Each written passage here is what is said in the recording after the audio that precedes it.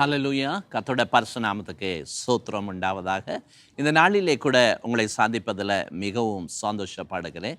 கர்த்தர் அவருடைய பிள்ளைகளுக்கு சகல நாட்களும் அவரோட இருந்து அவர் செய்கிற நன்மை போல வேறொரு நன்மையும் இல்லை. நம்ம இருக்கிற நிலைமையில் கண்களை மூடி கர்த்தர் இந்த வார்த்தையை நம்மோட பேசணும்னு சொல்லி ஒப்பு கொடுக்க போகிறோம். ஹல்லேலூயா. துதிக்கிறோம் ஆண்டவரை, சோத்தரிக்கிறோம் சுவாமி. ஆண்டவரே, இந்த நாளில் இந்த ஜீவ வார்த்தையை கேட்கும் பொழுது ஆவி ஆத்மா சரீரத்தில் ஒரு அற்புதங்கள் உண்டாகும்படியாய் ஆண்டவரே, என்னென்ன காரியங்களிலிருந்து விடுதலை உண்டாகணுமோ அதை கர்த்தராகிய தேவன் விடுவிக்கும்படி பரலோகத்திலிருந்து ஒரு அபிஷேகத்தை அனுப்பி நுகங்களை நீர் முறிக்கிறதற்காய் சோத்திரம் சுவாமி. எல்லா தடை மாறி போகிறதற்காய் நன்றி. இதோ கர்த்தாவே, இந்த நாளிலே தேவனுடைய வார்த்தை சகலத்தையும் புதுப்பிக்கிறதற்காய் சோத்திரம். துதி கன மகிமை உங்களுக்கு வைக்கிறோம். மீட்பரும் இரட்சகருமாய் இருக்கிற கிறிஸ்து இயேசுவின் மூலம் ஜெபம் கேளும் எங்கள் நல்ல பிதாவே. ஆமேன், ஆமேன். ஹல்லேலூயா.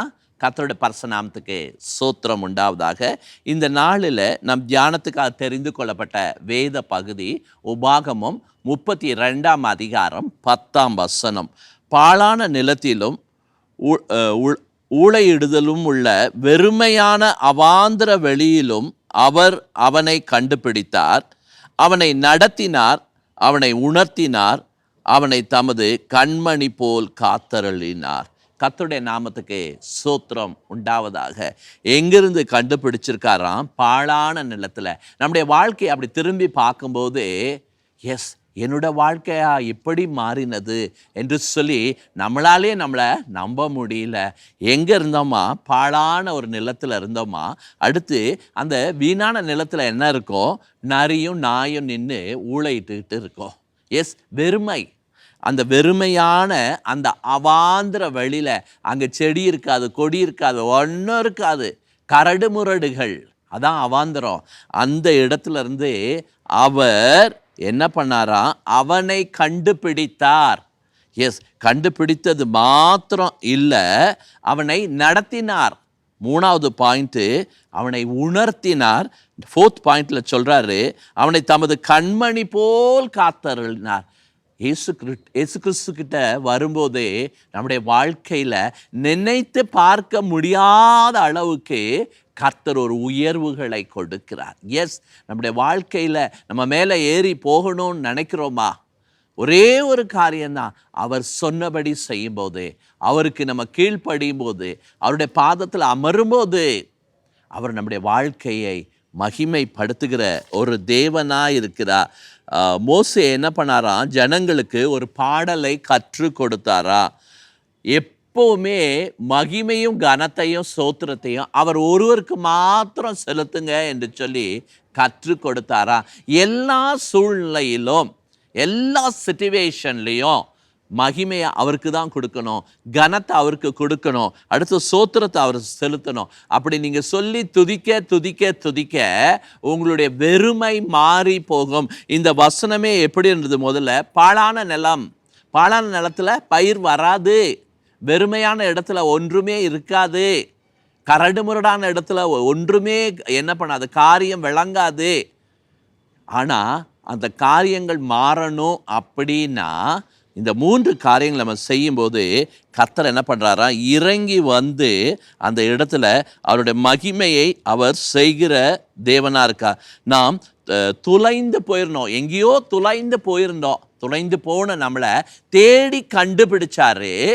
கண்டுபிடிச்சது மாத்திரம் இல்லை, அவர் சொல்கிறாரு, நான் உன்னை நடத்துவேன்ப்பா, நான் உன்னை நடத்துவேன். அநேக நேரத்தில் நமக்குள்ள ஒரு கேள்வி எழும்புது, யார் இந்த கல்யாணத்தை நின்று நடத்துவா? யார் இந்த வேலைக்கு போகிற நேரத்தில் இந்த வேலை காரியத்தெல்லாம் கூட நின்று நமக்கு ஹெல்ப் பண்ணுவா? இப்படி நிறைய காரியங்கள் இருக்குது நம்முடைய வாழ்க்கை பயணத்தில். நீங்கள் இயேசுவை நோக்கி பார்க்கும்போது அவர் நின்று நடத்துவார். அவர் நடத்துகிறவர் மாத்திரம் இல்லை, என்ன சொல்கிறாரு? அவனை தமது கண்மணி போல் காப்பார். நம்ம வெளியே எங்கேயாவது போகும்போது ஏதாவது ஒரு பூச்சி வருதுன்னா, முகங்கிட்ட வருதுன்னு வைத்துக்கோ, உடனே பிரெயின் சொல்லும், உன் கண்ணை மூடிக்கோ. உடனே நம்முடைய கண் இமைகள் மூடிக்கொள்ளும். அது போல கர்த்தர், நமக்கு தெரியாது பிரச்சனை எந்த இடத்துல இருக்கு, எங்க இருந்து ப்ராப்ளம் வரப்போகுது நமக்கு தெரியாது. அவர் தம் கண்மணி போல் நம்மளை என்ன பண்றாரா, காத்து வழி நடத்துகிற ஒரு தேவன். அந்த தேவன் இந்த நாளில் சொல்ற, ஐயா நான் உன்னை என் கண்மணி போல வச்சிருக்கேன். ஆனால் நாம் என்ன பண்ணுறோம், புலம்பிக் கொண்டிருக்கிறோம். இந்த நாளிலே உங்கள் புலம்பலை ஆனந்த களிப்பாய் அவர் மாற்றுவேன் என்று சொல்லுகிறார். தாவீதை அவர் கண்டுபிடித்தார். ஆண்டவரின் அன்பை விட்டு, அவர் சமூகத்தை விட்டு அவன் என்ன பண்ணான், துளைந்து போயிருந்தான். கர்த்தர் அவனை மீண்டும் கண்டுபிடித்து அவனுடைய வாழ்க்கையில் பிரகாசத்தை கொடுத்தார். அநேக நேரம் நம்ம அவரை விட்டுட்டு தான் ஓடி போனோம். ஆனால் அவர் நம்மளை விடலை, தொடர்ந்து பயணித்தார், நம்மளோட அவர் தொடர்ந்து வந்தார். ஏன்னா நம்மளை கொண்டு சில காரியங்களை அவர் செய்யணும்னு திட்டமிட்டிருக்காரு.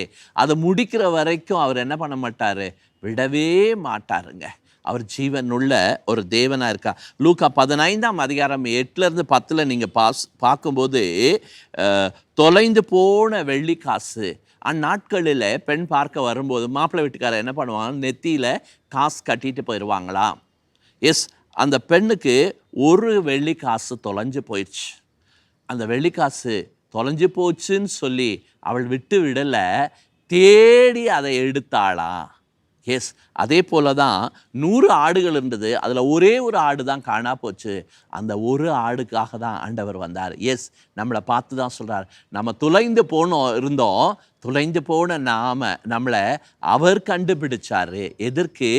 மகிமைப்படுத்தும்படி, நம்மளை உயர்த்தும்படி, நம்மளை கொண்டு சில காரியங்கள் கர்த்தர் திட்டமிட்டார். அதை செய்து முடிக்கும்படி தான் அவர் நம்மை கண்டுபிடித்து சூழ்நிலைகளை அவர் மாற்றி போட்டார்.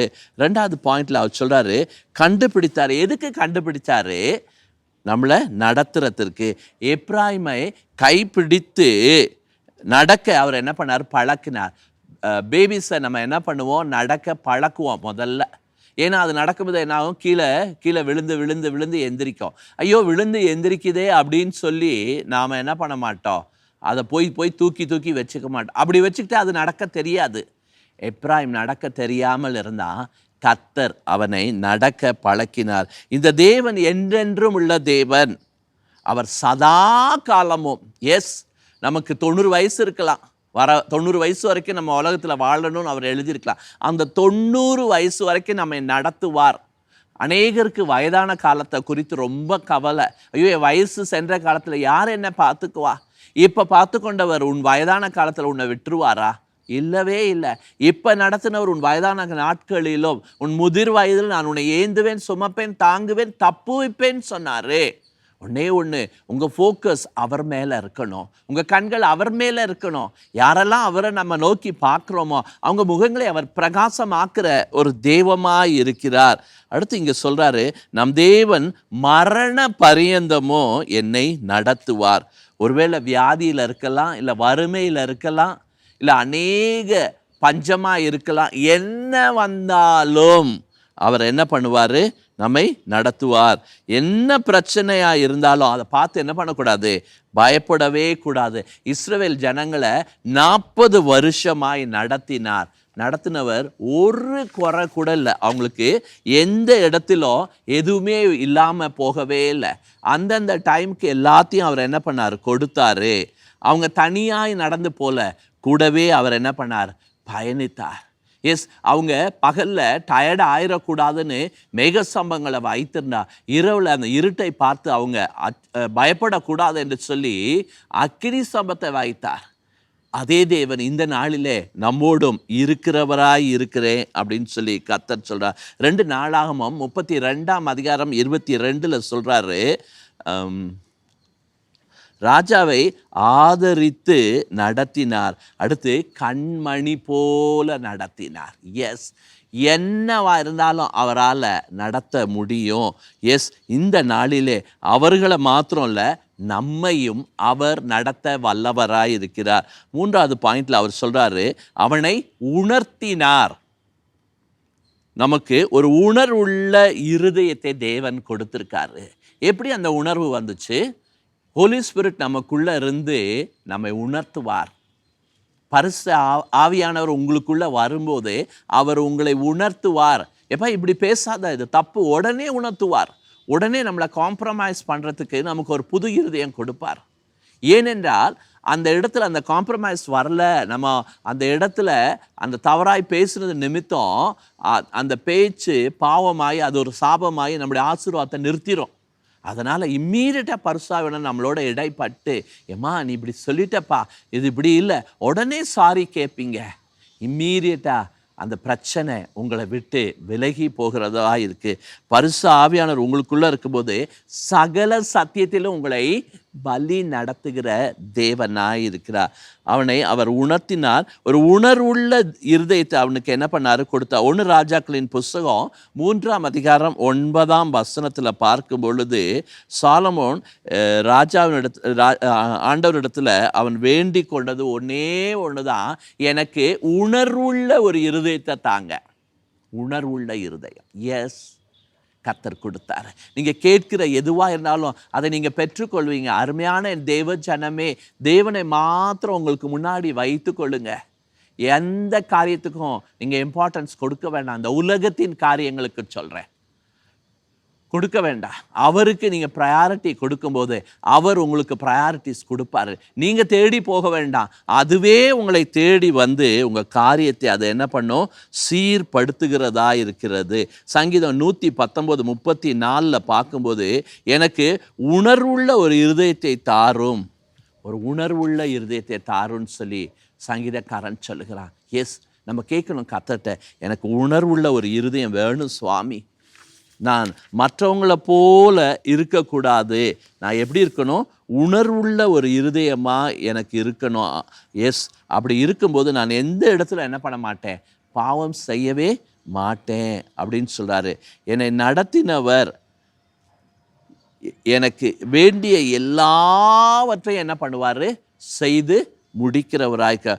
உம்முடைய சித்தம், அவருடைய சித்தம் உங்கள் வாழ்க்கையில் நடக்கும்படி அவர் கடைசி மட்டும் உங்களோட பயணிப்பார், அவரோட இருக்கணும். ஸோ அப்படி நம்முடைய வாழ்க்கையில் அதை நம்ம பெற்றுக்கொள்ளணும்னா நம்ம என்ன பண்ணணும், உபவாசம் பண்ணணும், ஜெபிக்கணும், அடுத்தது வேதம் வாசிக்கணும், தேவனுடைய ஆலயத்துக்கு ஒழுங்காக போகணும். ஸோ இந்த 4 காரியத்தை நம்ம செய்யும்போது அவர் நம்மோட தொடர்ந்து பயணிப்பார். அப்படின்னா அவர் நம்மோட கடந்து வருவார். அவர் நம்ம கூட கடந்து வந்தால் எல்லா காரியங்களும் நன்மையாக இருக்கும். அது மாத்திரம் இல்லை, அப்படி இருக்கும்போது அவர் நமக்கு வேண்டிய சகலத்தையும் கூட்டி கொடுப்பார். அடுத்து 2 காரியங்களை நம்ம என்ன பண்ணணுமா, விட்டு விடணுமா. கோபத்தையும், முதலாவது கோபத்தை நம்ம என்ன பண்ணணும், விட்டுடணும். கோபம் வரும்போது நம்ம என்ன பண்ணுவோம், பியாண்ட் லிமிட், என்ன நடக்குனே தெரியாது, அந்த மாதிரி எதையாவது ஒன்று என்ன பண்ணுவோம், பேசிடுவோம். அதன் நிமித்தம் அது சாபமாயிரும். அடுத்து நம்ம என்ன பண்ணணும், மற்றவங்களுடைய பாவங்களை, ஒரு வேளை ஹர்ட் பண்ணியிருக்கலாம், ஏதோ ஒரு காரியம் நடந்திருக்கலாம், அவங்கள நம்ம மன்னிச்சிடணும். 3வது சண்டை போடக்கூடாது. கிறிஸ்துவை நம்ம ஏற்றுக்கொண்டவுடனே நம்ம யார், புது சிருஷ்டியாரம். பழையவைகள் எல்லாம் என்ன ஆயிடணும், நம்ம வாழ்க்கையிலேருந்து கடந்து போகணும். அப்படி அவர் என்ன பண்ணுவாரா, நம்மளை உணர்த்தி நம்ம பரலோகத்துக்குரியவர்களாய் நம்மளை என்ன பண்ணுவாரா, அவர் நடத்தி கொண்டு போவாரா. இன்னைக்கு ஆண்டவர் சொல்கிறாரு, நான் உன்னை கடைசி மட்டும் நடத்துவேன் அப்பா, உனக்கு கொடுத்த ஆயுசு நாள் முடிகிற வரைக்கும் நான் உன்னை நடத்துவேன். அதே போல் கர்த்தர் நம்ம நடத்தும் போது நமக்கு எந்த இடத்துல குறைபாடுகள் இருக்கவே இருக்காது என்று கர்த்தர் சொல்கிறாரு. உபாகமம் 32ஆம் அதிகாரம் 11-12 பார்க்கும்போது, கழுகு தன் கூட்டை கலைத்து தன் குஞ்சுகளின் மேல் அசைவாடி தன் செட்டைகளை விரித்து அவைகளை எடுத்து அவைகளை தன் செட்டையின் மேல் சுமந்து கொண்டுகிறது போல கர்த்தர் ஒருவரே அவனை வழி நடத்தினார், அந்நிய தேவன் அவரோடே இருந்ததில்லை. கழுகு கூடு கட்டி முட்டையிட்டு குஞ்சு பறிக்கும். அந்த குஞ்சுக்கு வேண்டிய சாப்பாடெல்லாம் அது என்ன பண்ணும், கொடுத்து கொண்டே இருக்கும். அந்த குஞ்சு வளர்ந்ததுக்கப்புறம், அதுக்கு ரெக்கையெல்லாம் வளர்ந்ததுக்கப்புறம் அந்த தாய் பறவை அதுக்கு திருப்பி சாப்பாடை ஊட்டாது. அது ரெக்கை வளர்ந்துருச்சு, இதுக்கப்புறம் அது என்ன பண்ணணும், பறக்கணும்னு சொல்லி அதே கழுகு அந்த கூட்டை என்ன பண்ணுமா, கலைக்குமா, ஒரு குச்சியாக எடுத்து போடுமா. அந்த கடைசி குச்சி எடுக்கும்போது அந்த குஞ்சு கீழே விழுந்துருமா, கீழே விழுமா. அது சொல்லும், அம்மா அம்மா நான் கீழே விழுகிறேன், என்னை காப்பாத்து காப்பாத்து, ஐயோ கல் வருது, நான் செத்து போயிட போகிறேன் அப்படின்னு கத்துமா. அது வரைக்கும் அது பேசாமல் இருக்குமா. அந்த கல் கிட்ட போகிறதுக்குள்ள இது வேகமாக இறங்கி தன்னுடைய செட்டையை விரித்து அதில் சுமந்து கொள்ளுமா. கழுகு தன் செட்டையில் தன்னுடைய பிள்ளைகளை சுமப்பது போல கர்த்தர் ஒருவரே நம்மை சுமந்து கொண்டு இருக்கிறார். அது மாத்திரம் இல்லை, அந்த வசனத்தினோட கடைசியில் கர்த்தர் ஒருவரே தான் வழி நடத்த முடியும். எஸ், இந்த நாளிலே கர்த்தர் நம்மை வழி நடத்துவார், சூழ்நிலைகளை மாற்றுவார். கண்களை மூடி கர்த்தரை நோக்கி பார்க்கலாம். துதிக்கிறோம் ஆண்டவரை, சோத்தரிக்கிறோம் சோத்தரிக்கிறோம் சோத்தரிக்கிறோம் ஆண்டவரை. ஆண்டவரே, எங்களுக்கு கொடுத்த இந்த ஜெப நாளுக்காக, ஜெப வேளைக்காக சோத்திரம் ஆண்டவரை. நான் ஆராதிக்கிற தேவன் இன்னார் என்பதை நான் அறிந்திருக்கிறப்பா. ஆண்டவரே, எழும்பி வந்த எல்லா சூழ்நிலையை ஆண்டவரே, விரோதமா எழும்பின காரியங்களை நீர் ஆண்டவரை அப்புறப்படுத்தினதுக்காய் சோத்திரம் சுவாமி. என் கிருபை உனக்கு போதும் என்று சொல்லுகிறீரே. எஸ், உன் பலகீனத்தில் என் பலன் பூரணப்படும் என்று சொல்லுகிறதற்காய் சோத்திரம். அப்பா, நீர் அனுப்பின அபிஷேகம் எல்லாவற்றையும் மாற்றி போடுகிறதற்காய் சோத்திரம் சுவாமி. அப்பா, இந்த நாளில எஸ் கலங்கி தவித்து கொண்டிருக்கிற உம்முடைய பிள்ளைகளை பார்த்து சொல்லுறேன், உன்னுடைய ஜீவனுள்ள நாள் மட்டும் நான் உன்னை நடத்த வல்லவராயிருக்கிறேன்னு சொன்னீங்க. எங்கேயோ அலைந்து தெரிந்து கொண்டிருந்த எங்களை நீங்க கண்டுபிடிச்சீங்க, நடத்துனீங்க, உணர்த்தினீங்க. கடைசி மட்டும் நீர் காக்க வல்லவராயிருக்கிறீங்க. நல்ல ஆண்டவரே, நீர் கொடுத்த இந்த ஜீவ வார்த்தைக்காய் சோத்திரம். வார்த்தையை கேட்ட ஒவ்வொருத்தரோட வாழ்க்கையில அப்பா இந்த நாளில விடுதலை உண்டானதுக்காய் சோத்திரம் சுவாமி. அவருடைய சமூகத்திலிருந்து வந்த அபிஷேகம் நுகங்களை முறித்ததுக்காய் சோத்திரம் சுவாமி. வானம் அவருக்கு சிங்காசனம், பூமி அவருக்கு பாதப்படி. இன்னைக்கு அவருடைய பாதப்படியில் அமர்ந்து கூப்பிட்ட உங்கள் சத்தத்துக்கு கர்த்தர் செவி கொடுத்து உன்னை அவர் நடத்தும்படி கடந்து வந்திருக்கார். நல்ல ஆண்டவரே, இந்த நாளில செய்தியை கேட்ட உம்முடைய பிள்ளைகளுடைய வாழ்க்கையில ஆண்டவரே, நீர் கொடுத்த இந்த கிருபைக்காய் சோத்திரம் சுவாமி. தடைகள் மாறினதுக்காக நன்றி. துதிகன மகிமை உமக்கே வைக்கிறோம். மீட்பர் ரட்சகருமாய் இருக்கிற கிறிஸ்து இயேசுவின் மூலம் கேட்கிறோம் எங்க நல்ல பிதாவே. ஆமென். God bless you. Praise the Lord.